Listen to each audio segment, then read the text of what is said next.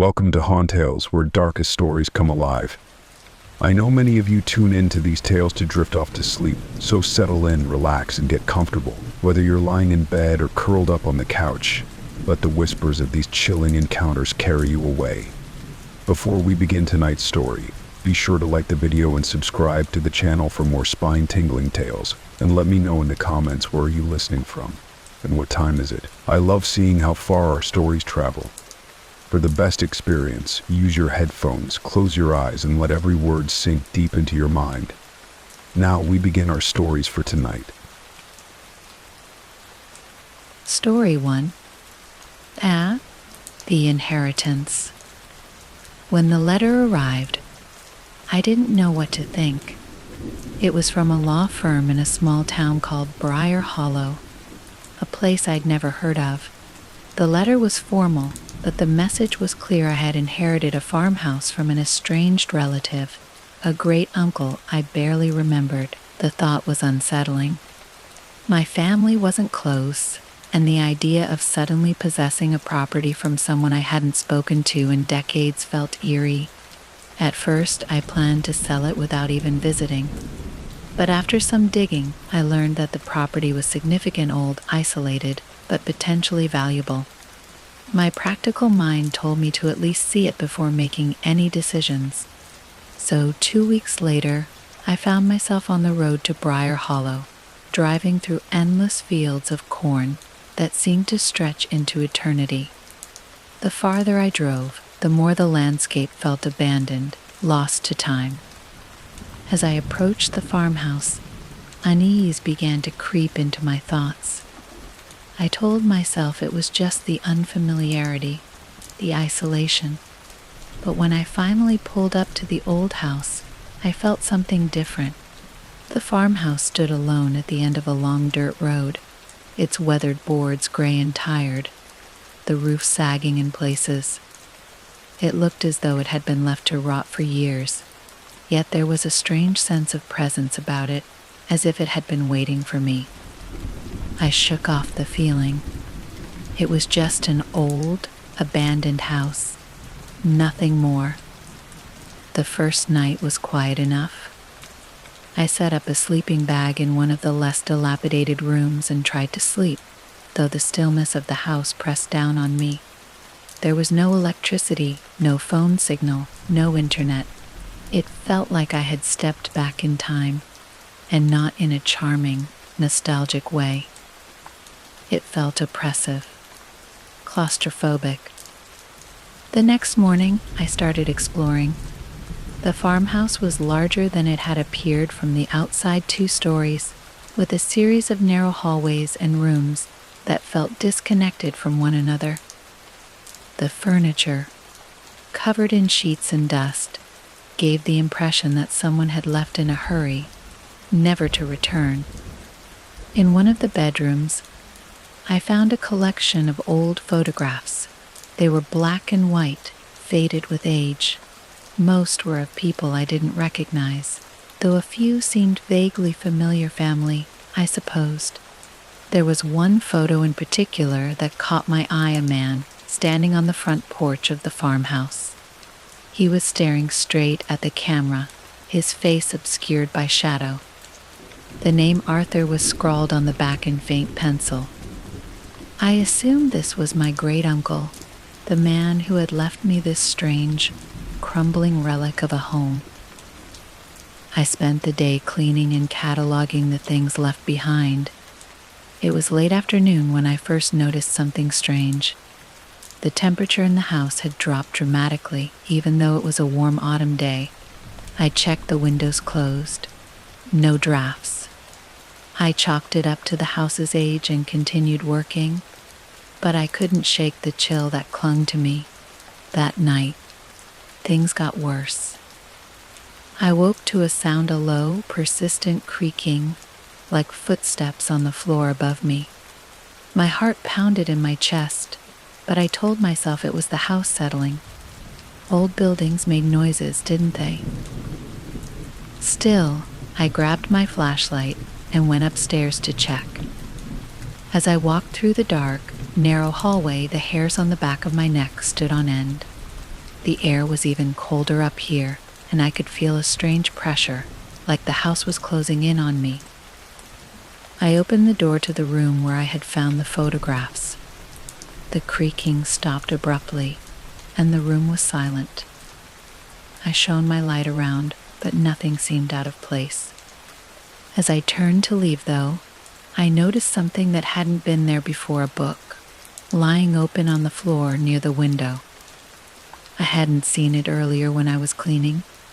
Slowly, I approached it and crouched down. The book was old, its pages yellowed and brittle. The title on the cover was unreadable, the text worn away by time. But as I flipped through the pages, I found something even more unsettling. Scrawled in the margins were strange, erratic symbols, accompanied by handwriting that grew more frantic and illegible as the pages went on. The last page I turned to had a single line, written in thick, black ink: "It watches." The days that followed blurred together. The farmhouse seemed to shift around me, the creaking floors, cold drafts, and fleeting shadows always present. I tried to brush it off as my imagination, but the unsettling feeling in my gut wouldn't leave. Then there were the dreams, vivid, disturbing nightmares of being trapped in the house, unable to escape. I dreamed of the man from the photograph, standing at the foot of my bed, watching me with hollow eyes. I would wake up drenched in sweat, the feeling of being observed lingering long after I opened my eyes. During the day, I threw myself into researching the house's history, hoping to find something that could explain the strange occurrences. I drove into town, visited the local library, and pored over old records. The farmhouse, I learned, had a dark past. The last occupant, Arthur, my great-uncle, had disappeared without a trace over 30 years ago. The townsfolk had whispered rumors of the farmhouse being cursed, though no one seemed to know exactly what had happened. There were stories of strange lights seen in the windows at night, of people who ventured too close and never returned. As I dug deeper, I began to find connections between my family and the house that I hadn't known about. Arthur wasn't the only one who had disappeared. There were others, distant relatives whose names had been lost to time, all linked to the farmhouse. It was as if the house had a way of drawing people in, then swallowing them whole. The terror truly began on the fourth night. I woke up in the middle of the night to a soft, rhythmic tapping sound. My mind, still foggy with sleep, tried to ignore it, but the tapping grew louder. Reluctantly, I sat up and strained to listen. It was coming from the window. My heart raced as I turned my head toward the sound. There, silhouetted against the moonlight, was the unmistakable figure of a man standing outside the window, staring directly at me. I froze, paralyzed by fear. The figure didn't move, didn't speak. It simply stood there watching. Then, as suddenly as it had appeared, it vanished. I leaped from the bed and rushed to the window, but there was no one outside. The fields were empty, bathed in an eerie silver glow from the moon. That was when I saw the writing, etched into the glass of the window. In long, jagged scratches were the words "You can't leave." The days that followed were a blur of fear and confusion. Every night, the strange occurrences grew more intense: footsteps in the hallways, doors slamming shut on their own, and whispers that seemed to come from within the walls. The house had come alive, and it was toying with me. I tried to leave. I packed my things and ran to my car, but the engine wouldn't start. My phone had long since lost signal. I was trapped. I spent hours pacing the house, trying to make sense of what was happening, but there were no answers, only more questions. Why had I been chosen to inherit this cursed place? Why me? The more I thought about it, the more I realized that this was no coincidence. My family's connection to the farmhouse wasn't just a quirk of fate, it was deliberate. The entity, whatever it was, had been waiting for me. One night, in a fit of desperation, I confronted the house. I stood in the center of the living room, my voice trembling with a mix of rage and terror. "What do you want from me?" I screamed. The house answered. The walls seemed to groan, and the air grew thick and suffocating. A voice, low and guttural, whispered from the shadows. "You." I fell to my knees, gasping for air as the weight of the house pressed down on me. The entity revealed itself in fragmented visions, flashes of faces, twisted and contorted in agony, trapped within the walls. They had all been here before me, drawn to the house, consumed by it, and now it wanted me. As the days wore on, I could feel my sanity slipping away. The house was no longer just a physical space, it was a living, breathing thing, feeding off my fear. The entity used my past against me, dredging up old memories, old wounds. I had never fully dealt with the loss of my mother. She had passed when I was young, leaving me with an overwhelming sense of guilt.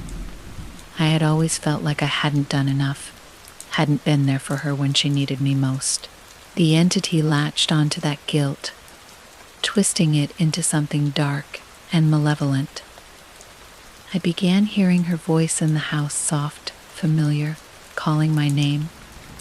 At first, I tried to ignore it, but the more I heard it, the harder it became to resist. One night, I followed the voice, descending into the basement where the air was thick with damp and decay.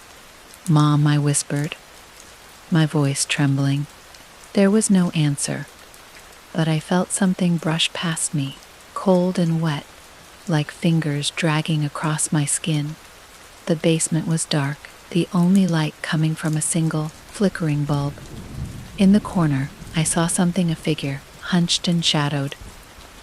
I stepped closer, my heart pounding in my chest. "Mom," I called again. The figure turned slowly, and I saw her face twisted, decayed, eyes hollow and black. I screamed and stumbled back, the walls closing in around me. The entity was toying with me, using my grief, my guilt, to break me down. I don't know how long I stayed in the farmhouse. Time seemed to lose meaning. Days blended into nights, and the line between reality and nightmare blurred. I was trapped, not just physically but mentally. The house had become a prison, and I was its prisoner. But then, something changed. I don't know if it was desperation or defiance, but one day I decided to fight back. I gathered whatever tools I could find, old, rusted knives, a hammer, anything that could do damage. I started tearing into the walls, convinced that if I could just break through, I would find the heart of the entity, the thing that had trapped me here. As I ripped into the plaster, I found something: bones. Human bones buried deep within the walls. They were old, ancient, and they belonged to the house's previous victims. And then I found it, a symbol, carved into the wood, pulsating with a dark energy. It was ancient, older than the farmhouse itself. This was the heart of the entity, the thing that had been feeding off generations of my family. I had one chance.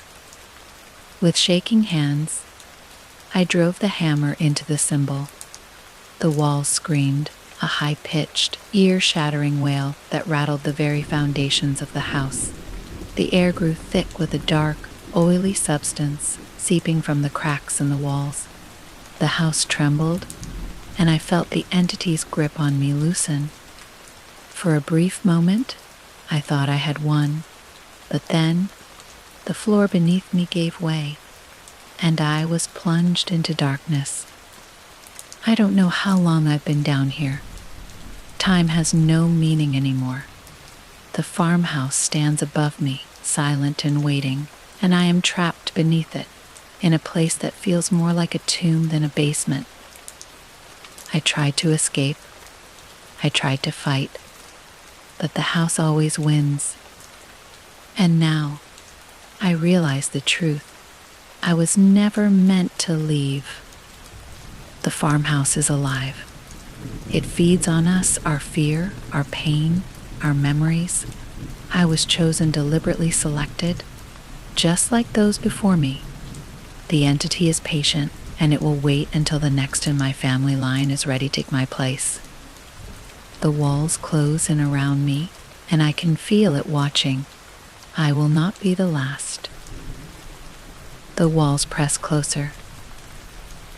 I feel the air growing colder, thicker, like breathing through a veil.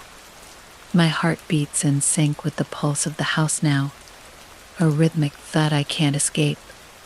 I sit in the dark, knees drawn to my chest, waiting for something, anything, to happen. But nothing comes. No footsteps above me, no whispers in the walls, just silence. A deep, deafening silence that seems to stretch out forever. Time is meaningless here. Days, hours, minutes, they blur into each other, becoming one endless stretch of existence. I've lost track of how long it's been since I fell through the floor. My body is weak, my muscles aching from disuse, but there's nowhere to go. I tried climbing back up, scratching at the damp, crumbling walls until my fingers bled, but the house won't let me leave. Every effort to escape is met with failure. The farmhouse has become my cage, and I am its prisoner. But something has changed. I feel it. At first, I thought it was just my mind playing tricks on me, but now I know it's real. The house is watching, not in the way it used to, with those subtle hints of presence, creaking floorboards, shadows that move just out of sight. No, this is different. I feel eyes on me, burning into my skin, following me wherever I go. I've looked, searched every corner of this basement, but I can't find the source. Still, the sensation persists. It's always there, like a weight pressing down on my chest, growing heavier with each passing hour. It's waiting for me to break. I think the house feeds on that, our fear, our despair. That's what keeps it alive, what gives it power. And it's working. My thoughts are unraveling, slipping through my fingers like sand. I'm beginning to lose track of what's real and what isn't. Sometimes I hear voices, my mother's voice, calling out to me from the shadows. Other times I see figures in the darkness, their eyes glowing with a dim, unnatural light. They never get close, but I know they're there, watching, waiting. Last night, I heard Arthur's voice. I don't know how, but I knew it was him. The tone, the cadence, it was unmistakable. He whispered my name over and over again, soft at first, then louder, more insistent. He's trapped here, too, just like me. I realize now that the house didn't let him leave. It won't let any of us leave. We're bound to it, tied to its twisted will. And the worst part? I'm starting to understand why. The farmhouse was never just a house. It was something else, something older, something darker. The land it stands on, the very foundation of the building, is cursed. I've pieced together fragments of its history from the whispers in the dark, from the hallucinations, the memories that aren't my own. The house was built on blood, on suffering. Long before my family came here, before Arthur, there were others. They made sacrifices, human sacrifices, to something they didn't understand. They believed it would protect them, give them power. But instead, it trapped them. It twisted them, and their souls became part of the house. That's why the farmhouse never decays. It's why it always calls people back. It needs us to survive. Every person who sets foot inside becomes part of the cycle, another victim to feed its hunger. I think Arthur knew. I think that's why he disappeared. He tried to escape, tried to fight back, just like I did, but in the end, the house claimed him, just as it will claim me. I've started seeing him. Arthur. At first it was just fleeting glimpses, his figure standing in the shadows, always watching but never speaking. Now he's closer. I wake up, and he's there, standing at the foot of my bed. His face is gaunt, hollow, his eyes wide and unblinking. He doesn't say anything, but his presence is enough. I know what he's trying to tell me. There is no escape. I feel myself slipping further every day. The house is winning. I'm losing control of my mind, my body. I've stopped trying to fight it, stopped scratching at the walls, stopped searching for a way out. There's no point. This place is a prison, and I am its latest prisoner. I wonder how long it will be before the next one comes. Maybe it'll be years, maybe decades, but eventually the house will call someone else. And I'll be here waiting. I haven't eaten in days. There's no food, no water. My throat is dry, my body weak. But the hunger has faded into something else. A numbness. I don't feel much of anything anymore. Just the cold creeping closer every hour. I lie on the floor, staring up at the ceiling, listening to the faint creaks and groans of the house settling around me.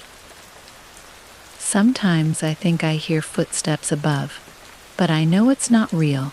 It's the house playing tricks on me, trying to keep me tethered to this world for just a little longer. But I'm ready to let go. Last night, I saw my mother again. She stood at the far end of the basement, her figure bathed in soft, golden light. She didn't look like the twisted, decayed version I had seen before. This time, she looked like herself, her real self, before the illness took her. She smiled at me, and for the first time in what felt like forever, I felt a sense of peace. "I'm coming, Mom," I whispered. I reached out to her, but just as my fingers brushed the edge of her dress, the light faded, and she was gone. The basement was dark again, colder than ever. I think that was the last time I'll see her. I've accepted my fate now. The house won. It always does. I don't know how much longer I have, but I can feel the end coming. My thoughts are foggy, my body weak, my breath shallow. I'm not afraid anymore. There's a strange sense of calm that comes with knowing your fate, with understanding that there's nothing left to fight. I wonder who will be next. When the house calls, they'll come just like I did, just like Arthur, and when they do, they'll find me here, waiting in the dark, waiting for them to take my place, because the house never lets go. It watches. It waits. And it always wins.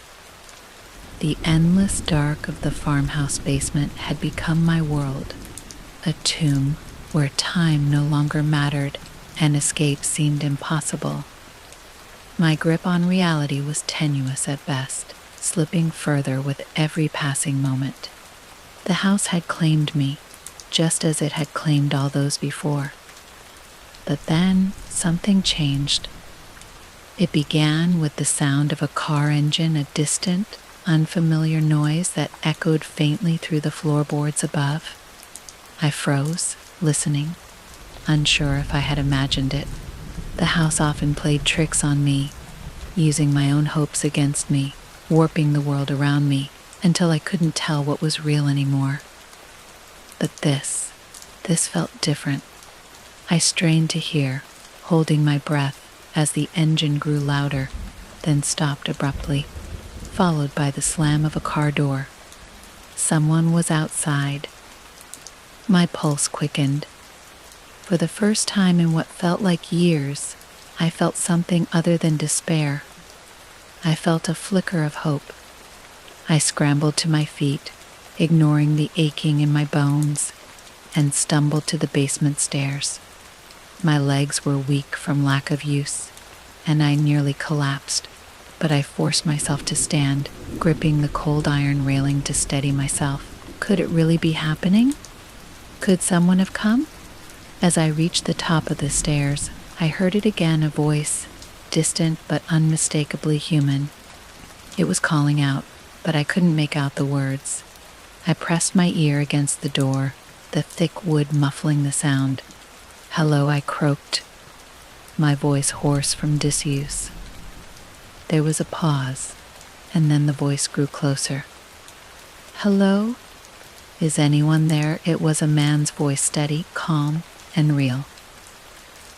I fumbled with the door, but it wouldn't budge. The house had locked me in, just as it always did. My fingers scraped against the wood as I pounded on it, desperate now. "I'm here. Please, I'm down here." The footsteps stopped just outside the door, and for a terrifying moment, I thought the house would keep him away, that it would trick him, make him leave me behind. But then I heard the unmistakable sound of a key turning in the lock. The door creaked open, and light flooded the basement, blinding me. I stumbled back, blinking against the sudden brightness. A silhouette appeared in the doorway, tall and broad-shouldered, casting a long shadow down the stairs. "Are you okay?" the man asked, his voice cautious but filled with concern. I think so," I whispered, though I wasn't sure anymore. My voice trembled. "Who are you?" The man stepped into the basement, the light revealing his features. He was in his mid-30s, with dark hair that curled slightly at the edges, and a kind face marked with worry lines. He was dressed simply, in jeans and a flannel shirt, but what stood out the most were his eyes, clear, sharp, and filled with a kind of determined warmth. "I'm Ryan," he said, stepping closer and extending a hand. "I got a call from the town clerk. Said there was a woman living in this house, thought it might be abandoned. She said you'd inherited it from a distant relative, right?" I stared at his hand for a moment, almost afraid to take it, as if touching something real would break the fragile illusion that this was all happening. But I couldn't hold back anymore. I reached out and gripped his hand, the warmth of his skin grounding me, pulling me back from the edge of madness. "I'm Emily," I said, my voice barely a whisper. Yes, I inherited it. But I didn't know." I trailed off, unsure how to explain what had happened, what I had experienced in this cursed house. Ryan gave me a reassuring smile, though I could see the confusion in his eyes. "Come on," he said gently, helping me up the stairs. "Let's get you out of here. You look like you've been through hell." I wanted to laugh, but the sound caught in my throat. You have no idea. We sat in the kitchen, and for the first time in what felt like an eternity, I was bathed in the soft light of the late afternoon sun. Ryan had found a bottle of water in his truck and handed it to me. I drank it greedily, feeling the cool liquid soothe my parched throat. He watched me carefully, concern etched into his face. "You don't have to tell me everything," he said after a long silence. "But what happened here?" I looked around the kitchen, my eyes tracing the lines of the cracked walls, the peeling wallpaper, the shadows that seemed to linger just out of sight. The house felt different now, but I knew it was still watching, still waiting. It always was. "I don't know where to start," I whispered. "This place, it's not just a house. There's something wrong with it, something ancient. It feeds on people, on their fears, their memories. It traps them here." Ryan's brow furrowed, and I could see the skepticism creeping into his expression. but he didn't interrupt. He listened. "I know it sounds crazy," I said quickly, my voice rising with desperation. "But it's real. I've seen things, heard things, I think. It's been here for generations. My family, we're connected to it somehow." Ryan leaned forward, his gaze steady. "You're not crazy, Emily, but I need you to help me understand. What do you mean, it feeds on people?" I struggled to find the words, to explain something that defied logic. "It's like, it gets inside your head, it makes you see things, hear things. It brings out your worst fears, your regrets. It uses them against you until you're too weak to fight back." Ryan's expression darkened, and he glanced around the room, his eyes scanning the shadows. "I've heard stories about this place," he admitted quietly. "People in town say it's cursed. There have been rumors for years, disappearances, strange accidents. But I never believed it. I thought it was just superstition." I nodded, my hands trembling as I gripped the edge of the table. "It's real. The house, it's alive. And it wants me to stay. It's been trying to break me, just like it broke Arthur." "Arthur?" Ryan asked, his voice cautious. "The last owner," I explained. "He was my distant relative. He disappeared decades ago, but I think the house has him, too. He's still here, somewhere." Ryan's eyes narrowed, and I could see the gears turning in his head. He wasn't dismissing me. He wasn't running away. He was trying to piece it all together, to make sense of the nightmare I'd been living. "I need to get out," I said, my voice shaking.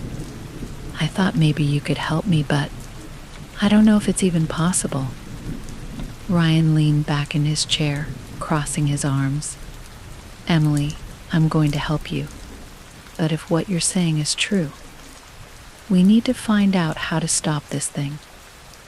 I blinked at him, unsure whether to be relieved or terrified. "Stop it? How?" "It's not just a ghost, Ryan. It's something worse." "I know," he said, his voice calm. "But I've seen enough strange things in my life to know that sometimes there's a way to fight back. There's always a way." He stood up and grabbed a flashlight from his bag, then looked back at me with a determined expression. "We're going to find the source. Whatever's keeping this thing alive, whatever it's feeding on, we're going to destroy it." Ryan's presence was like a lifeline, tethering me to reality as we descended back into the basement. His flashlight cut through the darkness, casting long, eerie shadows on the stone walls. I clutched his arm, my heart racing with a mixture of fear and hope. The basement felt different now, more oppressive, as if the house knew what we were planning. The air was thick and heavy, and the walls seemed to close in around us. I could feel the house watching, its malevolent presence growing stronger with every step we took. "Where did you find the bones?" Ryan asked, his voice low and tense.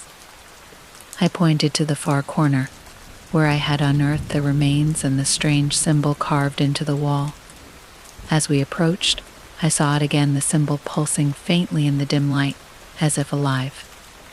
Ryan crouched down, inspecting the bones and the symbol with a grim expression. "This is old," he muttered. "Very old. I think you're right, Emily. Whatever this is, it's been here for centuries." He reached into his bag and pulled out a small crowbar, prying at the stone wall around the symbol. As he worked, I felt a shift in the air, like the house was holding its breath, waiting to strike. Suddenly there was a loud crack, and the wall gave way. Behind it was a hidden chamber, the air inside stale and suffocating. Ryan shone the flashlight inside, revealing something I hadn't expected. The book lay on a pedestal at the center of the hidden chamber, shrouded in dust and dark shadows. Its cover was bound in cracked leather, adorned with intricate designs that twisted and curled like serpents. The edges of the pages were yellowed and frayed, hinting at the age of the tome. An ominous chill swept through the basement, and I felt a prickling sensation at the back of my neck, as if the house itself was warning us to turn back. "Emily, come here," Ryan said, his voice low and steady, cutting through the eerie stillness. I hesitated for a moment, feeling the weight of dread pressing down on me, but his calm demeanor reassured me.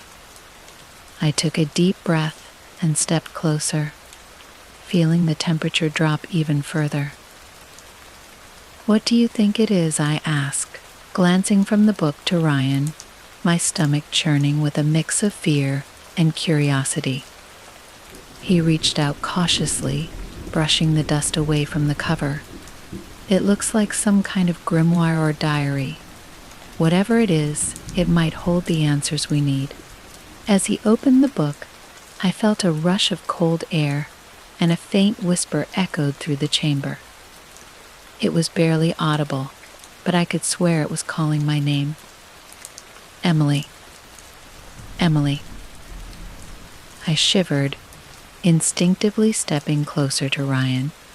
He glanced at me, concern etched in his brow, but then turned his attention back to the pages. "Look," he said, pointing to the text. It was written in an archaic script, the letters swirling and twisting on the page, almost like they were alive. "This appears to be some kind of account of the entity in this house. It speaks of a ritual, a binding." "A binding," I echoed, leaning closer. "What does it say?"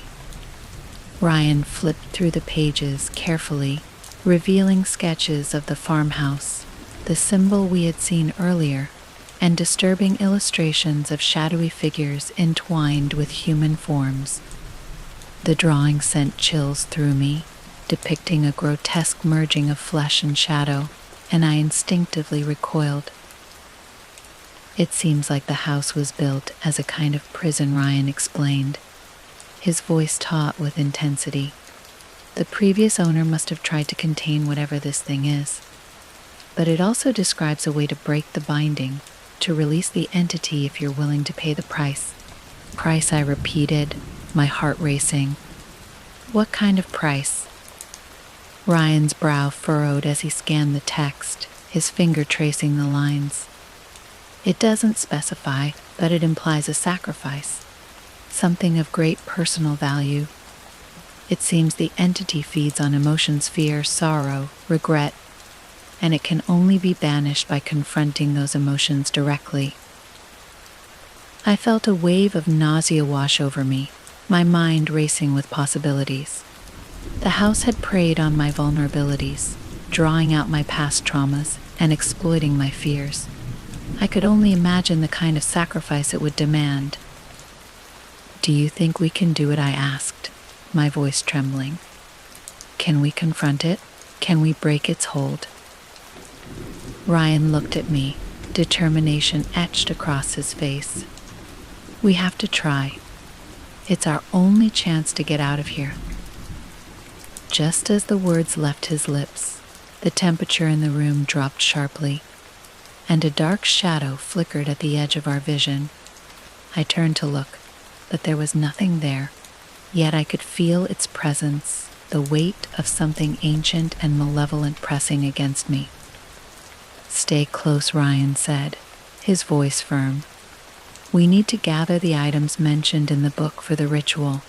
"Items," I echoed, desperately trying to focus on his words. "What items?" He scanned the page, and his expression darkened. "It mentions specific objects, things that represent our fears or regrets. We need to find them here in the house, and then we can perform the binding." As he read, I felt an unsettling realization settle over me. The house was alive, aware of our every move. It had been waiting for us to uncover its secrets, and now that we had, it wouldn't let us go easily. We spent hours combing through the farmhouse, moving from room to room, searching for the items the book had mentioned. The shadows grew longer and more oppressive, and I could feel the entity lurking just beyond the edges of my vision. Every creak of the floorboards, every gust of wind against the windows sent my heart racing. Here Ryan called out from the upstairs bedroom, his voice echoing in the silence. I rushed to his side, breathless and anxious. He held up an old, rusted locket, its surface covered in grime. It says this belonged to the previous owner's wife. She vanished with him. It's a representation of lost love.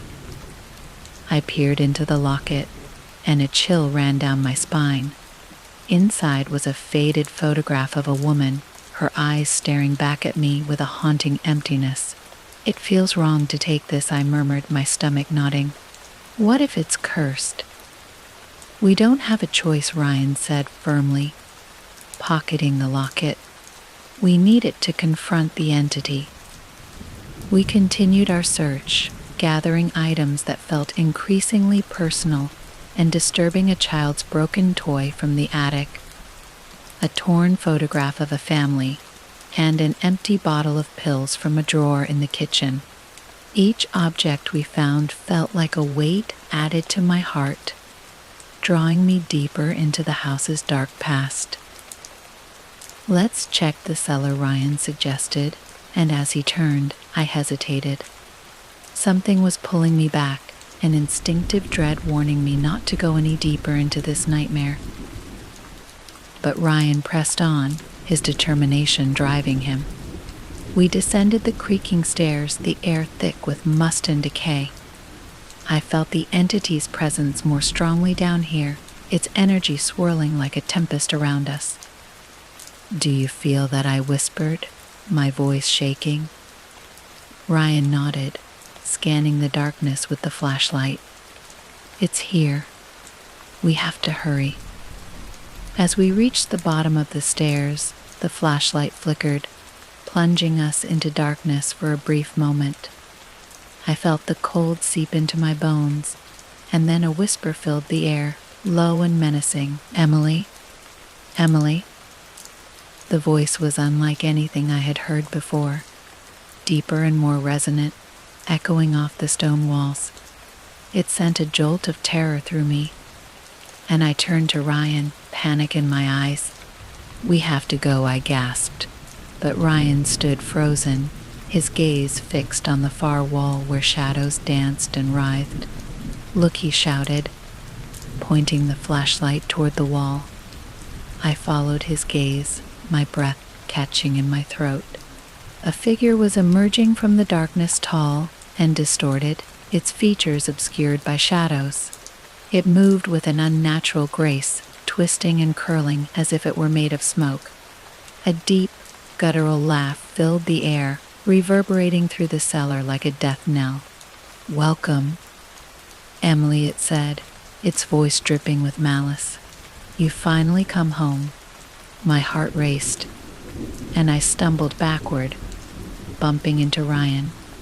What is that? I whispered, my voice barely audible. It's the entity, Ryan said, his voice taut with fear. Stay close to me. The figure advanced, and the air around us grew colder, oppressive. I could feel the entity probing my mind, sifting through my memories, looking for my vulnerabilities. It was as if it knew my darkest fears, my regrets, my sorrows, and it was ready to exploit them. Are you ready to face your past, Emily? It taunted, its voice echoing in my mind. You can't escape what you are. I felt a rush of memories flood my mind: my mother's death, the guilt I carried for not being there, the mistakes I had made that had cost me everything. My heart pounded in my chest, and I fought to push the memories away, but they crashed over me like a tidal wave. Emily, Ryan shouted, pulling me back to reality. We need to perform the ritual now. We don't have much time. Right, I gasped, forcing myself to focus. The items. We have to gather them. I turned, scrambling to collect the items we had gathered, each one a piece of the puzzle we needed to confront the entity. Ryan stood guard, holding the flashlight steady, his eyes locked on the figure as it flickered in and out of existence. With shaking hands, I clutched the locket, the broken toy, the torn photograph, and the bottle of pills, feeling their weight in my palms. I could feel the energy around us shift, the air thickening as the entity grew impatient, more aggressive. "Now," Emily Ryan urged, urgency lacing his voice. "We have to start the binding." I took a deep breath and began to chant the words from the book, my voice shaky at first, but gaining strength as I continued. "By the shadows that bind us, by the memories we carry, I summon you forth to break this curse." The air crackled with energy as I spoke, the shadows twisting violently around us.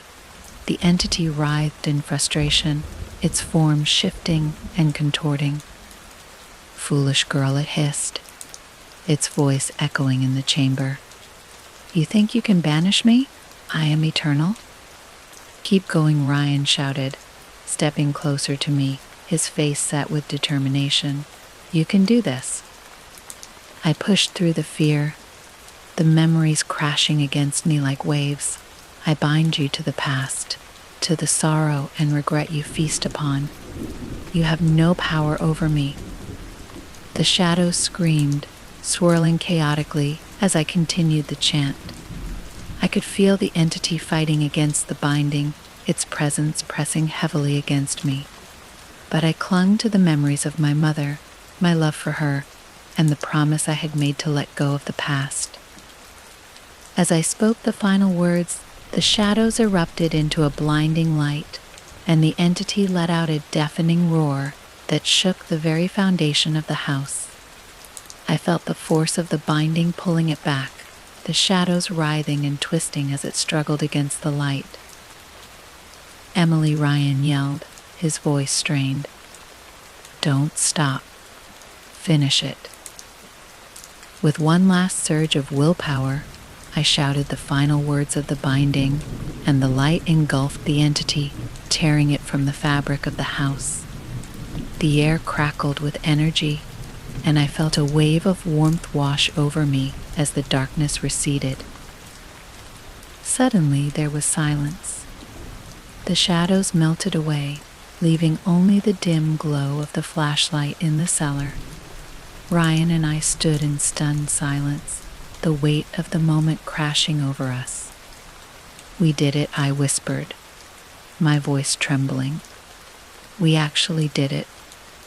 But even as I spoke, a lingering chill swept through the cellar, and I felt a flicker of doubt gnawing at the edges of my mind. Was it truly over, or had we merely opened a door to something even darker? The silence in the cellar was deafening. I glanced at Ryan, whose face was pale, his eyes wide with disbelief. We had faced the entity, and for a moment I thought we had triumphed. But the lingering chill in the air felt like a warning, a reminder that shadows could return. "Is it really over?" I whispered, scanning the darkness around us. The shadows seemed to linger just beyond the edges of the light, as if the entity were regrouping, waiting for the right moment to strike again. Ryan took a step forward, his posture tense. "I don't know. We should get out of here. We need to figure out what just happened." I nodded, my heart racing. Together we climbed the creaking stairs, the atmosphere around us still thick with an unease that made my skin crawl. The house felt different, somehow lighter, but still heavy with secrets. We emerged into the dim light of the hallway, and I felt the weight of the walls closing in on us. "Let's check the living room," Ryan said, his voice steady. "If the entity was banished, we should see some kind of sign." I followed him, and as we entered the living room, I noticed the sunlight filtering through the windows, illuminating the dust motes that danced in the air. The oppressive atmosphere seemed to have lifted, but the echoes of our ordeal still resonated in my mind. "Look," Ryan said. pointing to the old family portrait hanging on the wall. The faces that once seemed so sorrowful now looked serene, as if a burden had been lifted. The woman in the locket had a soft smile on her face, and I felt a strange connection to her, as if she were thanking us for freeing her spirit. "What do you think it means?" I asked, feeling a flicker of hope. "Maybe the binding worked," Ryan replied. "But we should still be cautious. We need to leave and get some answers." As we turned to leave, I noticed a glimmer on the floor, something metallic catching the light. I bent down to pick it up, revealing an old key. Its surface was tarnished, and I could feel an odd energy emanating from it. "Where did this come from?" I asked, holding it up for Ryan to see. He stepped closer, his brow furrowing. "I've never seen it before. It could be important."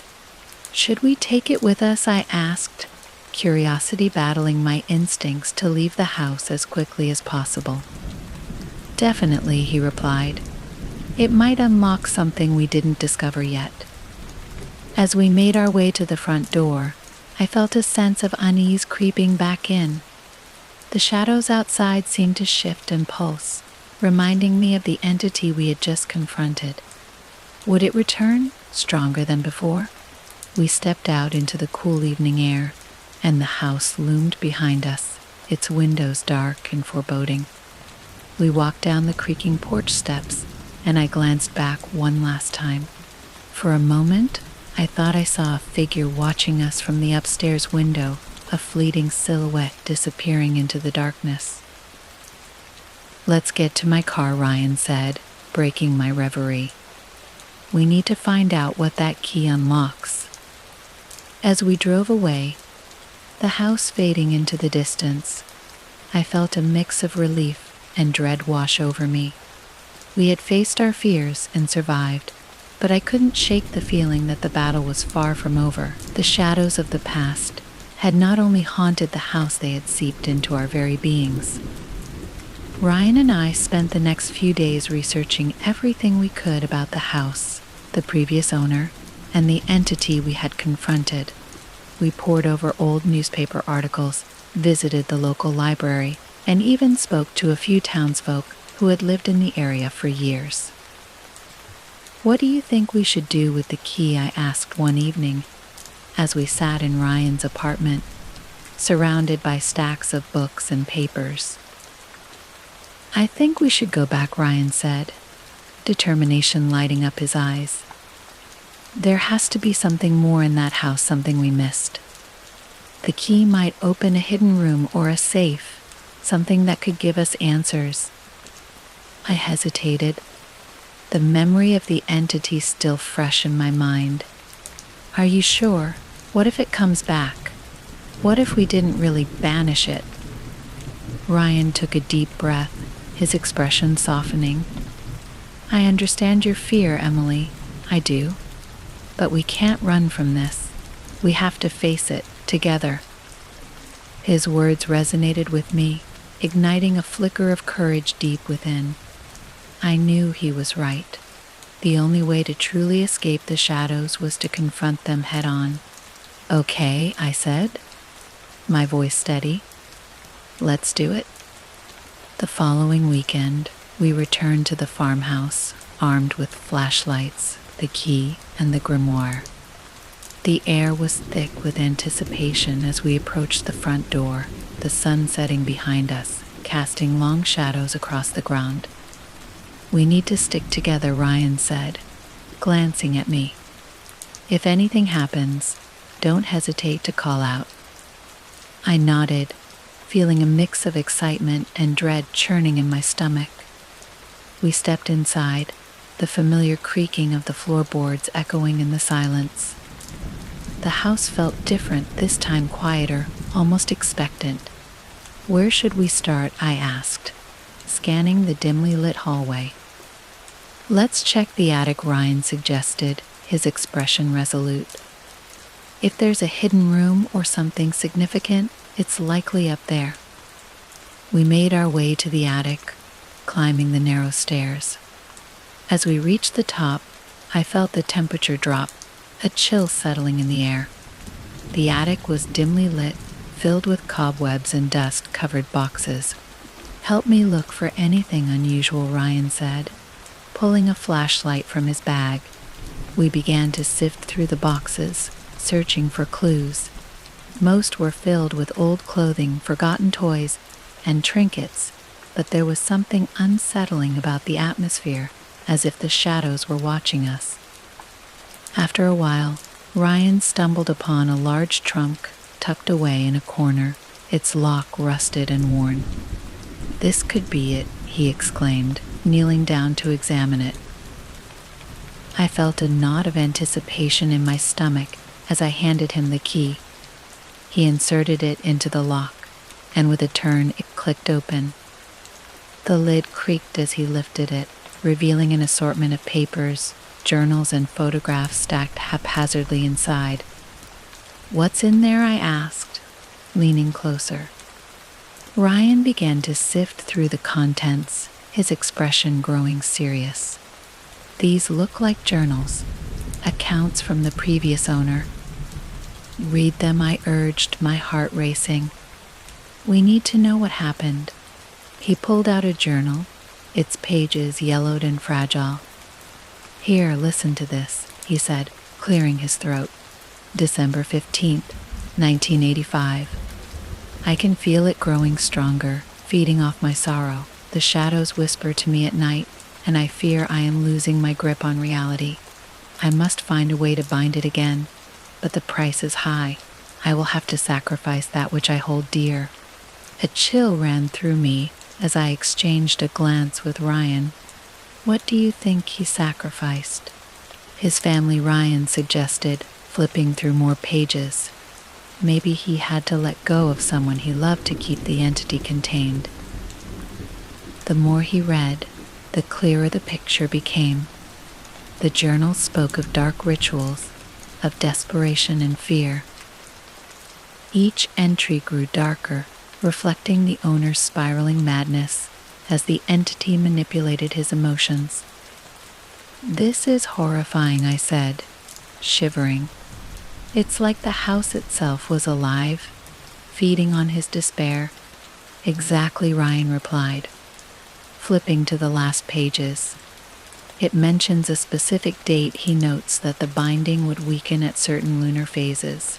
It was all planned out, and he lost everything trying to control it.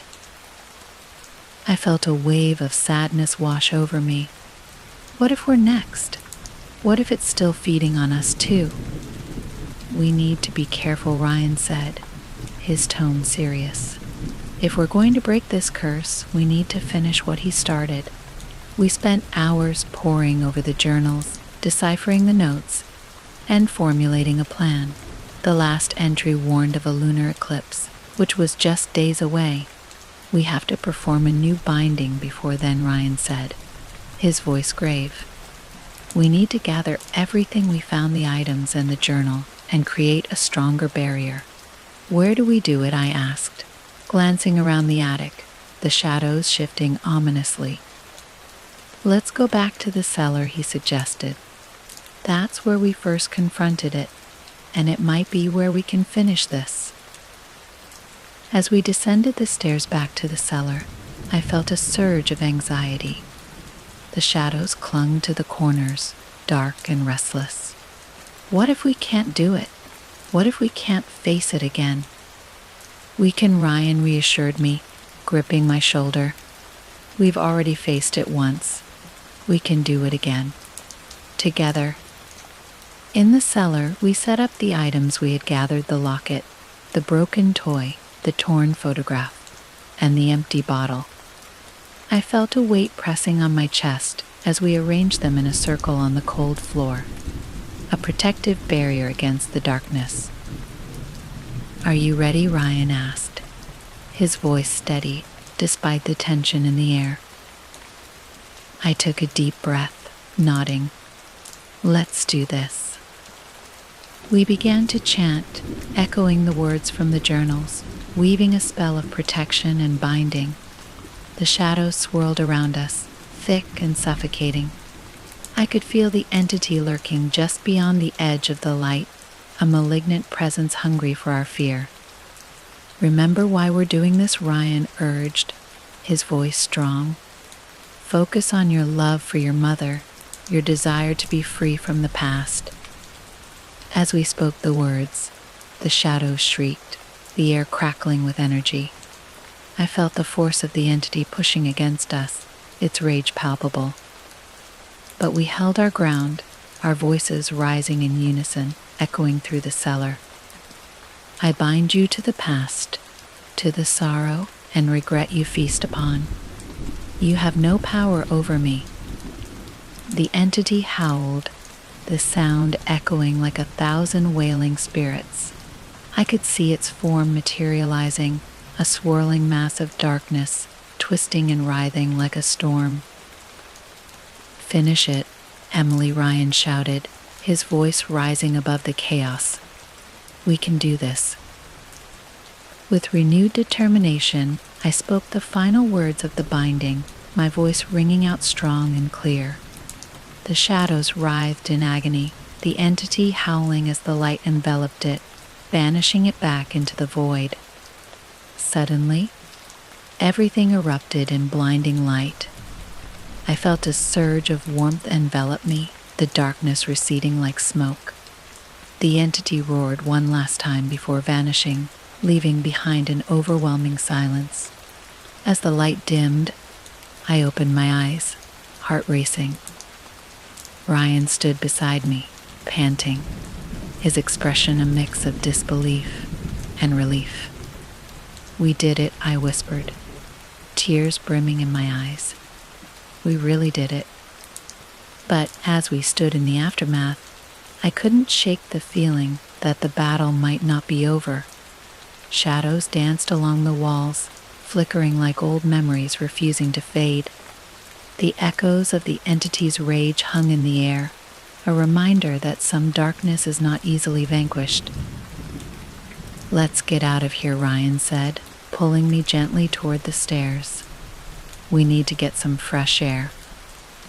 As we emerged into the cool night, the stars twinkling above us, I felt a weight lift from my shoulders. We had faced the darkness and survived, but deep down, I knew this wouldn't be the end of our story.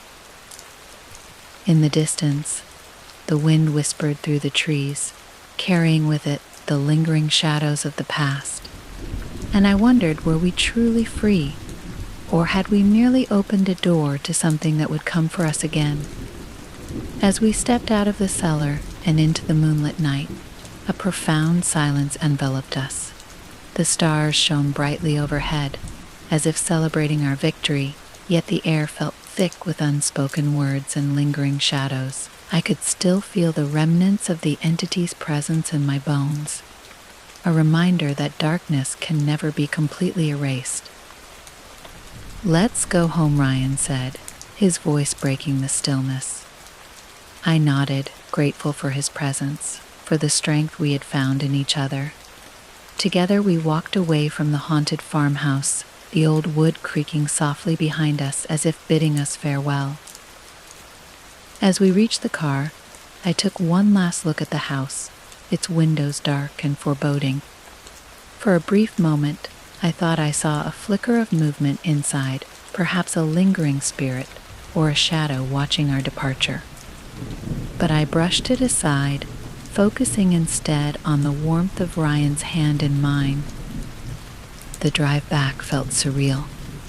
The night was clear, and the world outside the car window seemed vibrant and alive, a stark contrast to the oppressive atmosphere we had just escaped.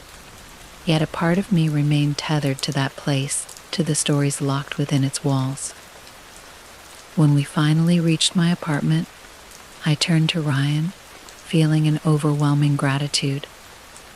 "Thank you for being there," I said, my voice barely above a whisper. "I don't know what I would have done without you." He smiled, his eyes reflecting a mix of warmth and concern. "You're stronger than you think, Emily. We faced that together, and we made it through. But we have to stay vigilant. Darkness can come in many forms. I nodded, the weight of his words settling in my heart. We had triumphed, but I understood now that our journey was far from over. Shadows lingered in the corners of our minds, and the echoes of the past could resurface at any moment. Days turned into weeks, and life began to return to normal. I focused on healing, both physically and emotionally, slowly reclaiming the pieces of myself that had been lost in the shadows. Ryan became a constant presence in my life, a steadfast friend who reminded me that I was never alone in this battle.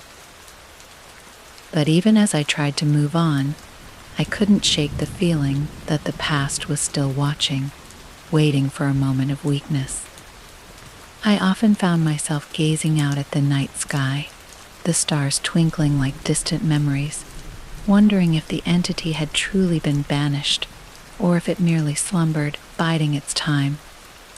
One evening, as I sat in my living room, flipping through the journals we had retrieved from the attic, I stumbled upon a passage that made my heart race. True darkness does not die, it merely waits for a moment of vulnerability. When the moon is full and the veil is thin, it can reach out from the shadows to reclaim its power. It can find new hosts, and the cycle begins anew. I shivered, the words chilling me to the core. Suddenly, the weight of our actions sank in. Had we merely postponed the inevitable? Determined to take control of my fate, I reached out to Ryan. We need to keep researching. We can't let this happen to anyone else.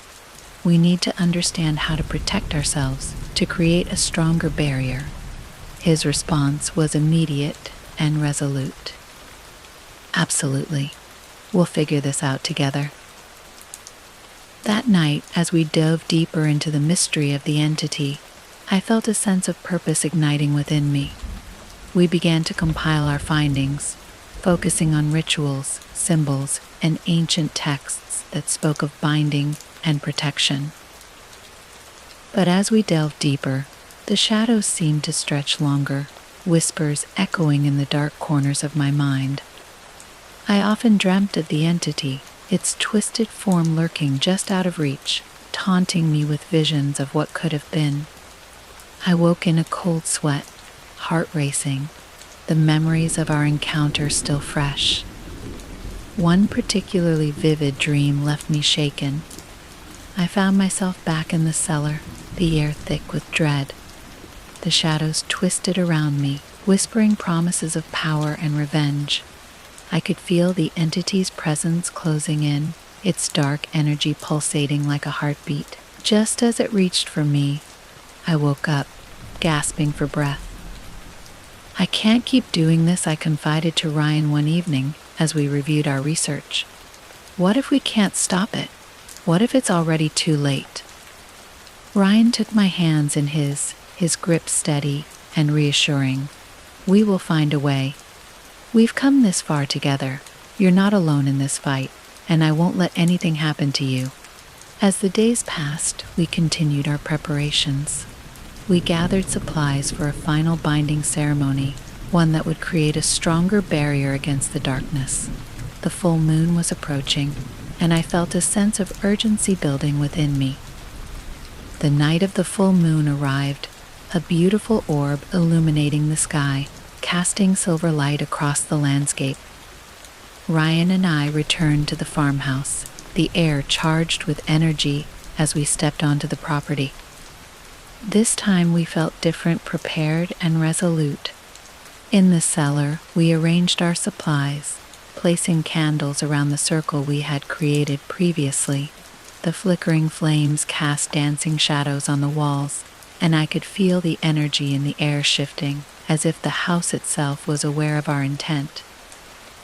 Let's do this, Ryan said, his voice steady, but I could see the tension in his posture. As we began to chant, I focused on the energy of the moon, its light pouring through the cellar's small windows. The shadows writhed, and I could feel the entity lurking just beyond our circle, a palpable presence eager to disrupt our efforts. By the light of the moon and the strength of our bond, we banish you back to the darkness from which you came, I shouted, my voice echoing in the confined space. The shadows roared in defiance, the air crackling with tension. I felt Ryan's hand tighten around mine as we pushed forward, our voices merging into a powerful incantation. Suddenly, the darkness surged toward us, a wave of malevolent energy crashing against our protective circle. I could feel the temperature drop, the air thickening, as the entity fought against our binding. "Stay strong," Ryan shouted, his determination fueling my resolve. "We can do this." I focused on the light of the moon, feeling its energy envelop us, lending us strength. The shadows writhed and twisted, but we pressed on, channeling our combined energy into the incantation. With a final surge of power, we shouted the binding words, our voices echoing through the cellar, filling it with a brilliant light. The entity howled in rage, the darkness splintering like glass as it was pulled away from us, sucked back into the void from which it came. As the last remnants of darkness vanished, silence enveloped the cellar. The candles flickered one last time before extinguishing, plunging us into darkness. I felt a wave of exhaustion wash over me, and I leaned against Ryan, panting heavily. "Did we do it?" I asked, my heart racing as I struggled to catch my breath. "I think so," he replied, his voice barely above a whisper. "But we need to stay vigilant." We slowly made our way out of the cellar, the oppressive atmosphere lifting as we emerged into the cool night air. The moon hung overhead, bright and full, illuminating the path ahead. In the days that followed, I felt a sense of peace settle over me. The shadows that had haunted my dreams faded, replaced by a renewed sense of purpose. Ryan and I continued our research, sharing our findings with others in the community, raising awareness about the importance of protecting oneself against the darkness.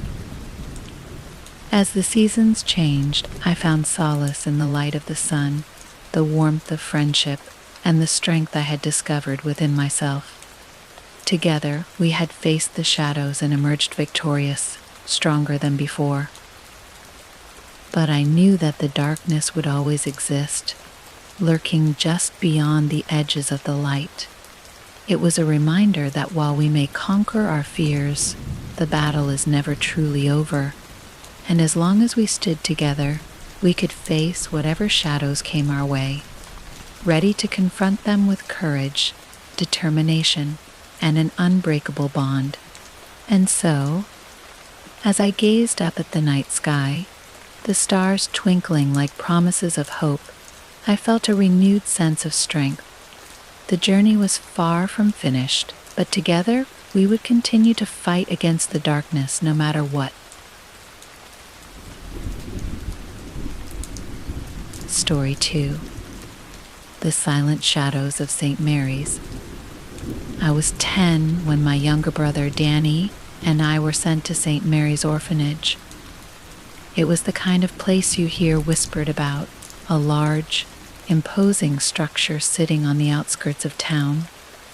Some said it had once been a hospital, back in the early 1900s, but now it was a grim orphanage that had housed dozens of lost children over the years. We were among the newest additions. St. Mary's looked like it hadn't seen much life or joy in a long time. The building was a 3-story stone fortress, with arched windows that seemed to stare down at you like judging eyes. Ivy had overtaken much of the exterior, and the iron gate creaked as we walked through it with our few belongings in hand. The moment I stepped inside, a chill ran down my spine. The walls were cold, and the air felt wrong. We weren't alone. Dozens of children moved about, some sitting in groups, others alone, staring into nothing. The staff seemed cold, distant, especially the matron, Mrs. Radcliffe, a stern woman with sharp features and an even sharper tongue. She eyed us like we were stray animals that had wandered in off the street. Danny, only 8, clung to me. He had always been a quiet kid, but here he was even more withdrawn. I promised him I'd protect him no matter what. After all, we had no one else. Our parents had died in a car crash a year earlier, and after being bounced around from foster home to foster home, St. Mary's was our last stop. The other children at St. Mary's were distant too. They rarely spoke, and when they did, it was in hushed tones, as if they were afraid of being overheard by something or someone. Something about the place unnerved me, but I couldn't quite figure out what. That night, as we lay in our shared room, I whispered to Danny that everything would be okay. But even then, I didn't believe my own words. It started on the 3rd night. I woke to a soft sound, like someone crying in the hallway. The orphanage was always quiet after dark, the only noises being the wind outside or the occasional creak of the old wooden floors. But this was different. This was a voice. A girl's voice. I slipped out of bed, careful not to wake Danny, and crept to the door. As I opened it, I could see down the long, dimly lit corridor. At the far end, just barely visible, was a figure, a girl, about my age, standing there in a white gown. She was crying softly, her head bowed. "Are you okay?" I called out, my voice shaky. She didn't respond. She didn't even move. I took a hesitant step forward, but before I could go any further, the girl vanished. One moment she was there, the next she was gone. My heart raced, and I quickly retreated to my room, locking the door behind me. Was I dreaming? Was this place playing tricks on me? The next morning, I told Danny what I'd seen, but he just looked at me with wide eyes, his face pale. "I heard her too," he whispered. "It wasn't just a dream." Something was terribly wrong with St. Mary's. Days passed, but the unease only grew. Danny and I started hearing more strange noises, footsteps in the hallways at night, doors creaking open and shut on their own. The other children seemed to sense it too. They spoke in whispers about the nurse, a ghostly figure that roamed the orphanage at night. No one dared to talk about her in detail, but the fear in their eyes told me everything I needed to know. The nurse had once worked at St. Mary's when it was still a hospital. She was said to have been cruel, performing unethical treatments on her patients. But one day, a fire broke out in the building, and she was trapped inside, burned alive. Some claimed her spirit had never left. I didn't want to believe it, but the evidence was mounting. The children's hushed warnings, the strange sounds at night, the ghostly figure I'd seen, it all pointed to something unnatural. Then one night, it became undeniable. Danny and I were in bed when the door to our room creaked open on its own. The air grew colder, and an overpowering smell of smoke filled the room. I sat up, heart pounding, and there, standing in the doorway, was the nurse. Her figure was charred, her face half melted, her eyes burning with an intense hatred. She stepped forward, the floorboards creaking under her weight. I couldn't move. I was frozen in fear, unable to scream, unable to do anything but watch as she came closer. But just as her hand reached for Danny, a soft glow appeared behind her. It was the girl, the same one I had seen in the hallway before. This time she wasn't crying. She stood between us and the nurse, her face calm, determined. The nurse let out a guttural scream and vanished, as if the girl's presence had driven her away. I gasped for breath, my heart racing. Who was this girl? Why was she helping us? The next day, I asked around about the girl. None of the other children seemed to know who she was. But then, One of the older boys, Tommy, pulled me aside. "You saw her, didn't you?" he asked in a low voice. Who I whispered back, glancing around to make sure no one was listening. "Grace," he said. "She's the spirit of a girl who used to live here. A long time ago. Before the fire."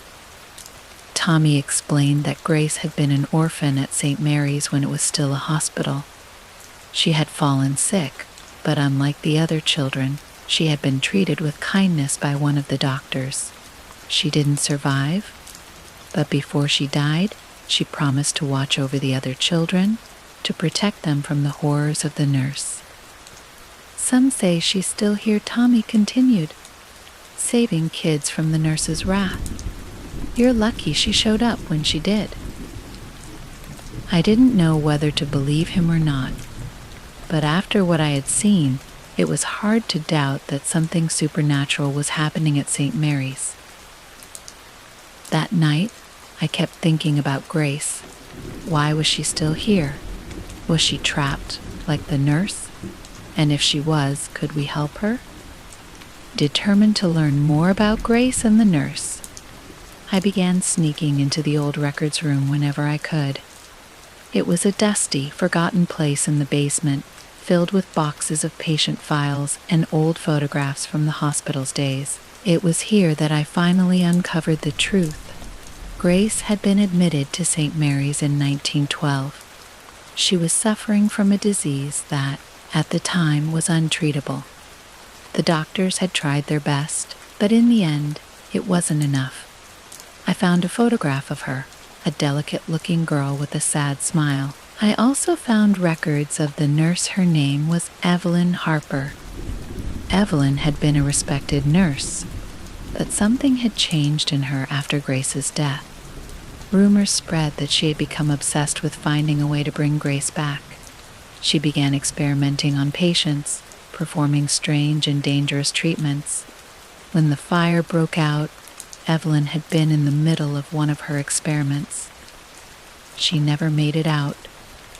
But Grace had been different. Even in death, she had remained kind. The files I found hinted that she had always been protective of the other children, even in her final days. And now, in the afterlife, she was still trying to protect us. But why? Why couldn't she move on? The hauntings grew worse. Every night, the nurse appeared, more aggressive than before. She wasn't just a ghost, she was angry, vengeful, and I knew that if we didn't do something soon, she would take Danny or me, or maybe both of us. Grace continued to help, but I could feel her weakening. The nurse's power was growing, and Grace's presence alone wasn't enough to stop her anymore. We needed to find a way to end this, to put both spirits to rest. That's when I remembered something I had read in one of the files. The fire had started in the old surgery room on the 3rd floor. It was abandoned now, locked up for years, but I knew, deep down, that the key to stopping the nurse lay in that room. Danny and I snuck out one night, making our way to the 3rd floor. The air was thick with tension, the shadows long and twisted. When we reached the door to the surgery room, it took all my strength to push it open. Inside, the room was exactly as it had been left, charred, decaying, and reeking of old smoke. At the center of the room stood a table, blackened by the fire, and there, beside it, was the nurse. She turned to us, her eyes burning with fury. I felt Danny grip my hand tighter, and for a moment I thought it was over. But then Grace appeared. She stood between us and the nurse, her glow faint but still present. This time, however, she didn't simply ward the nurse off. She spoke, her voice soft but firm. "Evelyn," she said, "it's time to let go." The nurse screamed, her form flickering, as if torn between staying and leaving. I could feel the air grow colder, the walls shaking around us. But Grace didn't waver.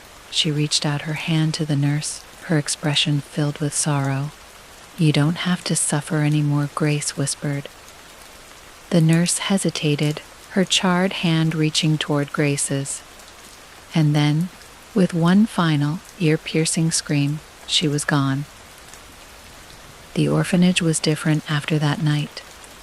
The air felt lighter, the shadows less menacing, the strange noises stopped, and the other children seemed more at ease. Even Mrs. Radcliffe seemed to soften, if only slightly. But most importantly, Danny and I were safe. Grace never appeared again. I like to think that, in helping Evelyn move on, she found peace for herself as well. I still remember her, though. I'll always remember her. The silent shadow who saved us from the darkness. As for St. Mary's, it still stands, though it's a little less haunted now. But I can't help but wonder if there are other children, other lost souls, still trapped within its walls, waiting for someone like Grace to set them free. And maybe, just maybe, she's still watching over them. I wish I could say that everything ended that night. I wish I could tell you that after the nurse vanished, peace settled over St. Mary's, and we were finally able to sleep without fear. But that's not how this story goes. A few weeks after the night in the old surgery room, things started happening again, small things at first.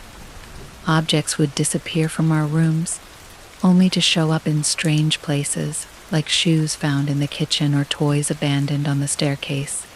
The temperature in certain rooms would drop suddenly, and I would catch glimpses of shadows moving in the corners of my vision. I told myself it was nothing, that the nurse had been vanquished, and whatever was happening now was just my mind playing tricks on me. But deep down I knew something was still wrong, something even darker than before. One night, as Danny and I lay in bed, I heard it again, that soft, whispering voice. Only this time, it wasn't the comforting presence of Grace. No, this voice was different. It was cold, raspy, and it was saying my name, Michael. Michael. I sat up, heart pounding. The voice was so close, as if someone was standing right beside me. My eyes darted around the room, but there was no one there. I turned to check on Danny, but he was fast asleep, completely unaware of the growing dread that filled the air. Then I heard it again. Michael, help me. The voice seemed to come from beneath the floorboards, as though something or someone was trapped under the orphanage itself.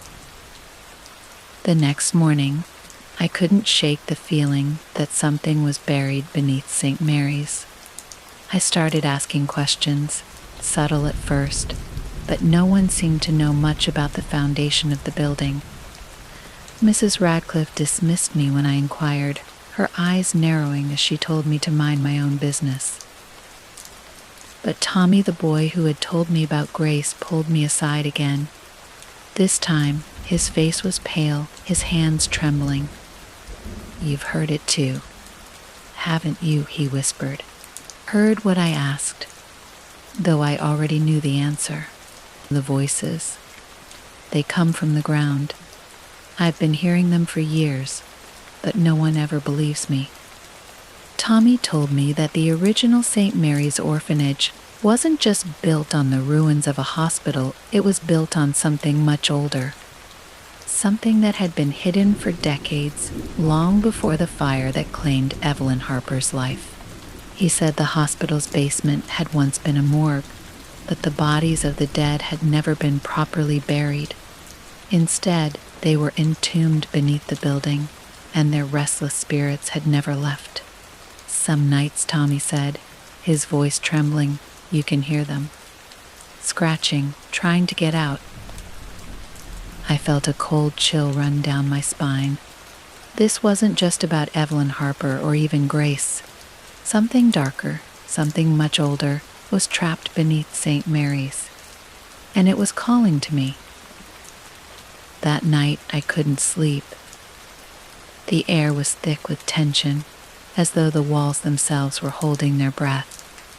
I needed to know what was hidden beneath the orphanage. I waited until Danny was fast asleep, then crept out of our room and made my way down to the basement. The basement was cold and damp, filled with the musty scent of old records and forgotten furniture. But there was something else too, a faint smell of decay, like the remnants of something long dead. I followed the scent until I reached a door I had never noticed before. It was old, its wood rotted and warped, with a rusted padlock hanging from the handle. But the lock had been broken. Taking a deep breath, I pushed the door open. The air inside was colder, and as I stepped through, the smell of decay grew stronger. I realized where I was. This was the old morgue. The walls were lined with metal drawers, most of them sealed shut, but one stood slightly ajar. That's when I heard it again, the voice. "Michael, help us." The sound was coming from the drawer. My heart raced as I approached it, every instinct screaming at me to turn back. But something compelled me forward, something stronger than fear. I reached out and pulled the drawer open. Inside was a body, a small, skeletal figure dressed in the tattered remnants of a hospital gown.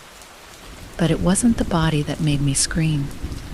It was the face. The face of the figure was twisted into an expression of pure terror, its mouth wide open, as if it had died mid-scream. And then its eyes opened. I stumbled back, my breath catching in my throat. The figure in the drawer didn't move, but its eyes, clouded and hollow, stared directly at me. For a moment, I thought I was imagining it, but then the whispers began again, louder this time. "Help us. Free us." I bolted from the room, my heart pounding in my chest. I didn't stop running until I was back in my room, locking the door behind me. I collapsed on the floor, trying to catch my breath, but the whispers followed me, growing louder, more insistent. I wasn't safe. Not in the orphanage. Not anywhere. The next morning, I tried to act normal, but Danny could sense something was wrong. "What happened?" he asked, his voice small and scared. I didn't want to tell him, but I couldn't keep it from him any longer. "There's something trapped beneath the orphanage," I whispered. "Something that's been here for a long time, and it's not just the nurse." Danny's eyes widened. "What do we do?" I didn't know, but I knew one thing for sure: if we didn't stop whatever was trapped down there, it would come for us, all of us. Over the next few days, the hauntings grew worse. The whispers followed me wherever I went, growing louder, more demanding. But it wasn't just me. Other children started complaining about strange dreams, nightmares of being buried alive, of hands reaching up from the ground to drag them down into the earth. Tommy came to me one night, his face pale and sweaty. "We have to do something," he said. "They're getting stronger." He was right. Whatever was beneath St. Mary's was waking up, and it wanted out. That night, as I lay in bed, I heard a loud crash from the basement. I jumped up, pulling Danny with me, and we rushed downstairs. The basement door was wide open, and a cold draft blew up from below. I knew what we had to do. We weren't alone this time. Tommy and a few other children had heard the crash too, and together we ventured into the basement, our flashlights flickering in the darkness. The morgue door was open again, and this time the whispers were deafening. "Free us. Let us out." Suddenly, the ground beneath us began to shake. The walls of the basement trembled, and I heard the unmistakable sound of scratching, hundreds of hands clawing at the ground beneath our feet. And then they began to emerge. Skeletal hands broke through the floor, followed by the twisted, decaying forms of the dead. Their eyes were hollow, their mouths frozen in eternal screams. But they weren't just mindless corpses, they were angry, furious. These were the spirits of those who had died in the hospital's care, the forgotten patients who had been buried beneath St. Mary's without proper rest. The fire had consumed them, but their spirits had remained, trapped beneath the orphanage, waiting for anyone to release them. Now, they were free. We tried to run, but the dead were everywhere. They moved quickly, their skeletal fingers reaching for us, their hollow eyes burning with rage. I screamed as one of them grabbed my ankle, pulling me toward the ground. But then, through the chaos, I saw her Grace. She appeared out of nowhere, her soft glow cutting through the darkness. She stood between us and the dead, her hands raised as if to shield us. "You can't have them," she said, her voice calm but filled with authority. The dead hesitated, their eyes turning toward Grace. For a moment, everything was still. Then, slowly, they began to retreat, sinking back into the ground. The whispers faded, and the basement fell silent. Grace turned to me, her eyes filled with sadness. "It's not over," she said softly. "There's something else, something worse." I didn't understand what she meant at first, but I would soon find out. Over the next few days, things seemed to calm down. The haunting stopped, the whispers faded, and the dead remained beneath the ground. But Grace's warning haunted me. What could be worse than what we had just faced? The answer came one night, when I overheard Mrs. Radcliffe speaking with one of the staff. They didn't know I was listening, but what I heard sent a chill down my spine. "It's almost time," Mrs. Radcliffe said. "We've kept them alive long enough. The ritual must be completed." The staff member nodded. "The offering will be made. The spirits will be satisfied." My blood ran cold. This wasn't about the spirits of the dead patients or even Evelyn Harper. This was something much darker. Mrs. Radcliffe and the staff, they were involved. They had been using us, the children, as pawns in some kind of twisted ritual. And now, they were planning to sacrifice us. I ran to Danny, my heart pounding in my chest. "We have to get out of here," I whispered urgently. "They're going to kill us." We didn't have much time. Mrs. Radcliffe and the staff were planning to complete the ritual that night, and if we didn't escape, we would be next. Tommy and a few other children joined us as we made our way to the basement. We had one chance to destroy whatever was binding the spirits to this place. Grace had told me that there was something worse, something that had been controlling the spirits. I could only hope that we could find it in time. As we descended into the basement, the air grew colder, and the familiar whispers returned. But this time, they weren't asking for help. They were warning us. Leave, before it's too late. But we couldn't leave. Not yet. We reached the old morgue, and there, in the center of the room, was something I hadn't noticed before, a large, circular stone set into the ground, covered in strange symbols. This was it. This was the source of the darkness. Without hesitation, I grabbed a nearby crowbar and began to pry the stone loose. The ground shook as I lifted it, and beneath the stone, a dark, swirling void appeared. The spirits of the dead patients rose once again, but this time they weren't angry. They were afraid. Suddenly, Mrs. Radcliffe appeared, her face twisted in fury. "You fools," she screamed. "You've ruined everything." She lunged toward us, but before she could reach us, Grace appeared once more. She stood between us and Mrs. Radcliffe, her presence radiating warmth and light. "It's over," Grace said, her voice filled with quiet strength. Mrs. Radcliffe screamed, her body convulsing as the dark void beneath the stone began to pull her in. She clawed at the ground, her face twisted in terror, but it was too late. The void swallowed her whole, and with her, the darkness that had plagued St. Mary's. The spirits of the dead patients began to fade, their forms becoming more peaceful, more at rest, and then they were gone. Grace turned to us, a sad smile on her face. "You're safe now," she said, "but it's time for me to go too." I wanted to thank her, to beg her to stay, but before I could say a word, she vanished, leaving us in the quiet, empty basement. St. Mary's was never the same after that night. The orphanage eventually closed down, the remaining children sent to new homes. Danny and I were adopted by a kind family, and for the first time in a long time, we felt safe. But I'll never forget what happened beneath that old building. The spirits, the darkness, the sacrifices. There were too many secrets buried beneath St. Mary's.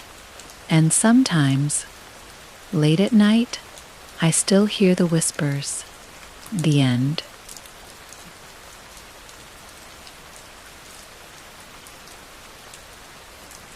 Story 3. Shadows of the Farmhouse. As a journalist, I was always drawn to stories that defied explanation. The strange, the obscure, the chilling. These were the tales that invigorated me, filling my articles with suspense and intrigue. But as I sat in my cramped apartment, scanning the endless list of tips from locals about the eerie farmhouse at the edge of town, I felt a thrill I hadn't anticipated. It wasn't just a story, it was a challenge. The locals believed the farmhouse, long abandoned and cloaked in overgrown weeds and shadows, was once the site of dark rituals performed by a cult that had mysteriously vanished. As a woman who thrived on the pursuit of truth, I couldn't ignore the allure of unearthing whatever secrets lay within those crumbling walls. Armed with my camera, a notebook, and a healthy dose of skepticism, I set off for the remote area, my heart racing with the thrill of the unknown. My childhood had been troubled, my past weighed heavily on me. But uncovering the truth about that farmhouse felt like a chance to reclaim my narrative. The drive to the farmhouse was fraught with tension. The road, a narrow path flanked by dense trees, felt like it was leading me deeper into an ancient story. Each mile was a reminder that I was leaving behind the mundane world and stepping into a realm steeped in darkness. When I finally reached the farmhouse, it loomed before me like a monstrous sentinel, its windows dark and foreboding, as if it were watching my every move. The air was thick with an unsettling energy, and the silence felt palpable. I stepped out of my car, taking a deep breath, the scent of damp earth mingling with the faint odor of decay. As I approached the front door, a shiver danced down my spine. Was it the chill of the autumn air? Or was it something more? Pushing the door open, it creaked ominously, revealing a dimly lit interior. Dust motes swirled in the shafts of light that broke through the grimy windows, and I could almost hear the whispers of the past echoing within the walls. I was determined to document everything, every crack in the floorboards, every shadow that flickered at the edge of my vision. Before diving into the farmhouse, I sought out the locals. The nearby town was small, and news traveled fast. I found a gathering of old-timers at the local diner, their faces etched with lines of caution and curiosity as I introduced myself and my intent. "The farmhouse? You'd best leave that alone," girl warned one man, his voice gravelly from years of tobacco. "Bad things happened there. People went missing, never came back. The cult that lived there practiced black magic, and when they disappeared, it wasn't without a trace. You can feel it in the air. His words sent chills through me, but I was driven. I took notes, scribbling down every detail of the rituals, the strange disappearances, the farmer's ominous pact with an unseen entity. The more they spoke, the more I felt a strange pull toward the very place they warned me about. With a heart full of skepticism and a mind racing with possibilities, I returned to the farmhouse, ready to explore. As I stepped inside, I felt the oppressive weight of its history pressing down on me. Dust-covered furniture lay shrouded in sheets, and I could almost hear the ghosts of laughter and whispers from the past. I ventured deeper into the house, my footsteps echoing off the walls, when something caught my eye, a glimmer of something beneath a broken floorboard. I knelt down, prying it loose, revealing a series of unsettling artifacts, handwritten grimoires filled with bizarre symbols and incantations, animal bones arranged in strange patterns, and an altar, darkened and covered in dust, adorned with markings that sent shivers down my spine. As I studied these items, I felt an icy breeze sweep through the room, making the hair on my arms stand on end. I shook it off, attributing it to the drafty house. But then, I heard it a whisper, soft yet insistent, echoing my name, Maya. Maya. I whipped around, heart pounding, but there was no one there. Despite my initial skepticism, the atmosphere around the farmhouse began to warp. I continued to investigate, but the more I delved, the more bizarre occurrences unfolded. Shadows flickered in the corners of my vision, and strange noises filled the air like chanting that seeped through the walls, wrapping around me like a shroud. That night, I tried to sleep, but my dreams became vivid nightmares, filled with haunting images of the cult's gruesome rituals. I saw the faces of the lost, their eyes hollow, pleading for release. Each night they drew me deeper into their despair, weaving a tapestry of fear that left me gasping for breath. I began to question my resolve. Was this all a figment of my imagination, or had I stumbled into something far more sinister? Determined to uncover the truth, I dug deeper into the cult's history. I found records buried in the town archives, accounts of their final ritual, a desperate attempt to gain power through a pact with a demon. As I pieced together the fragments of their story, I realized that something had gone horribly wrong. The cult vanished without a trace, leaving behind an entity that thrived on fear and despair. Suddenly, everything I had experienced began to make sense. The whispers, the shadows, they were not mere coincidences. I had unwittingly become a target of this dark force, drawn into its web as I unearthed secrets meant to remain buried. My pulse quickened as I thought of what I had uncovered. It was during one of my final explorations of the farmhouse that I felt a surge of cold, like icy fingers wrapping around my throat. The atmosphere thickened, and I knew I was not alone. The entity had revealed itself, and its presence was suffocating. Maya, it whispered, my name a seductive promise laced with malice. You seek knowledge, power. Join us, and you will become something greater than you can imagine. I could feel my heart race, terror and curiosity battling within me. The entity offered me a bargain, knowledge and power in exchange for compliance. I stood at a precipice, the allure of the dark side beckoning me to abandon my skepticism, but I knew better. I could not surrender to the shadows, no matter how enticing the offer. Gathering every ounce of courage, I shouted into the dark, I refuse. The farmhouse trembled around me, as if angered by my defiance. Shadows writhed along the walls, and the whispers grew louder, morphing into agonized screams. I had awakened something that yearned for my submission, and the confrontation became a desperate struggle.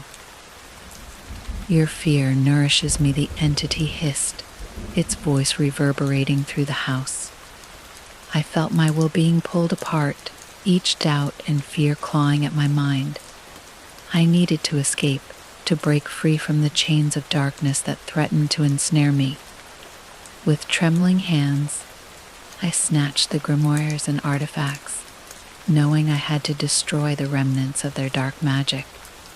I fled to the altar, the heart of the farmhouse's power, and set fire to the items, watching as flames licked the walls, consuming the darkness that had lingered for too long.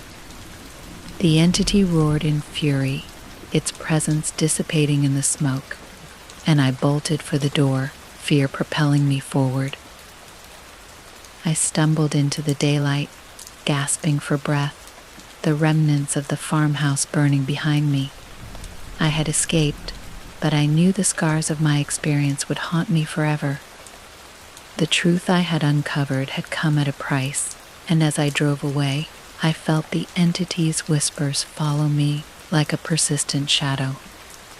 Back in the safety of my apartment, the normalcy of life felt foreign. My articles about the farmhouse went viral, but they could never capture the depth of what I had experienced. I had emerged from the darkness, but it had not released its grip on me. Nights were plagued by nightmares, visions of shadows lurking at the edges of my consciousness, and the entity's whispers echoing in my mind, blurring the lines between reality and the supernatural. Months passed, and I tried to resume my life, but the knowledge I gained haunted me. I found it difficult to trust the world around me, and each creak of my apartment made my heart race. Had I truly escaped, or had I become a vessel for the darkness I sought to expose? The allure of the unknown remained a reminder of the secrets buried within the farmhouse, waiting for someone else to unearth them. I had uncovered a truth too terrifying to ignore, and as I lay awake in bed, I felt the shadows creeping in once more. The darkness had not been vanquished, it had merely receded, biding its time until it could once again call to me. As the final words of my article faded from the screen, I couldn't shake the feeling that the story was far from over. The farmhouse still stood, a silent witness to the horrors within, waiting patiently for the next curious soul drawn by the whispers of its dark past. The shadows remained, and I was forever haunted by the chilling legacy of the forgotten farmhouse. As the days turned into weeks, I found myself caught in a disorienting loop of reality and nightmares. I could hardly concentrate on anything else. The memories of the farmhouse clung to me, shadows whispering through my thoughts. I began to feel like a ghost in my own life, haunted by an experience that seemed to stretch beyond time. The nightmares persisted, each more vivid than the last. I would wake up in cold sweats, breathless from visions of the cult's rituals and the entity's unyielding gaze. Each night, it felt as if the darkness was wrapping tighter around me, drawing me back to the very place I had fought to escape. But then, one fateful evening, I received an email from an anonymous sender. The subject line simply read, "You're not finished yet." My heart raced as I opened it, revealing a collection of photos, images of the farmhouse, the altar still intact, the flames extinguished. It was a haunting reminder that the darkness had not been purged. The email continued with chilling details, descriptions of the cult's practices I hadn't uncovered, and a warning they will come for you if you do not complete what you started. My hands trembled as I read the final line, "Find the truth, or the darkness will claim you." The allure of the farmhouse pulled me back, and despite the terror that gripped my heart, I felt compelled to return. The darkness had issued a challenge, and I was unwilling to be its prey. Grabbing my camera and notebook once again, I set out for the abandoned site, dread twisting in my stomach. As I approached the farmhouse, the sun dipped below the horizon, casting long shadows that seemed to dance and beckon me closer. The air was thick with an electric tension, as if the very ground beneath me throbbed with unspoken secrets. I hesitated at the threshold, the door ajar, as if inviting me in. With a deep breath, I stepped over the threshold, and the oppressive weight of the past enveloped me once more. The silence was deafening, broken only by the echo of my footsteps. The altar was untouched, standing defiantly amid the remnants of the fire I had set, the symbols still etched into its surface, pulsating with a dark energy. Determined to confront whatever darkness lingered, I began to gather the remnants of the cult's artifacts scattered throughout the farmhouse. I had come to understand that knowledge was both a weapon and a curse. I needed to reclaim the power I had unwittingly awakened, and to do that, I had to complete the cycle of rituals the cult had left behind. Hours passed as I meticulously recreated the rituals, reciting the incantations I had memorized from the grimoires. As the words escaped my lips, the shadows in the corners of the room stirred, coalescing into forms that seemed almost human. I could feel the energy shifting around me, a tangible force pushing against my skin. But the atmosphere was charged with more than fear, it thrummed with possibility. I could feel the entity watching, waiting. In that moment, I knew I had crossed a threshold, venturing into a realm where knowledge could mean life or death. As I completed the final incantation, the room grew icy. A vortex of shadows erupted in front of me, swirling until a figure emerged, a grotesque silhouette with features indistinguishable. Yet I felt its gaze pierce through me. "Why do you return? Seeker of truth," it hissed, its voice a chilling symphony of echoes. "You have awakened that which was meant to rest." "I came to reclaim what you've taken," I asserted, my voice steadier than I felt. "You will not control me." The entity laughed, a sound that reverberated through the walls, shaking the very foundation of the farmhouse. "Control? You misunderstand. You are already mine, drawn by the allure of knowledge." A surge of anger flooded through me, and I challenged the entity with the truth I had uncovered. "You are not power, you are a parasite. I will expose you." With those words, a shockwave rippled through the room, and I felt the grip of darkness weaken. The shadows writhed in protest, and I seized the moment to reach for the artifacts, the very items that had once belonged to the cult. As I clutched the grimoires and symbols, I focused my energy, willing the darkness to dissipate. Light erupted from the artifacts, illuminating the room and casting away the shadows. The entity shrieked, its form flickering and wavering as the energy surged. I could feel its anger, its desperation clawing at my mind, but I stood firm, wielding the knowledge I had gained against it. "Your reign ends here," I declared, and with a final surge of will, I unleashed the light from within the artifacts. It burst forth like a tidal wave, consuming the entity and the darkness that had enveloped the farmhouse. As the light faded, the oppressive atmosphere lifted, replaced by a serene silence. The farmhouse, once a prison of shadows, felt liberated, freed from the malevolent force that had plagued it for too long. I stood alone, breathing heavily, the weight of my actions settling upon me. I stepped outside into the fresh morning air, the sun rising over the horizon. For the first time, I felt a sense of peace.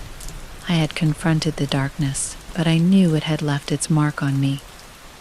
The knowledge I had gained was both a weapon and a burden, and I could never forget the horrors I had faced. Returning to my life as a journalist, I carried the scars of my experience with me.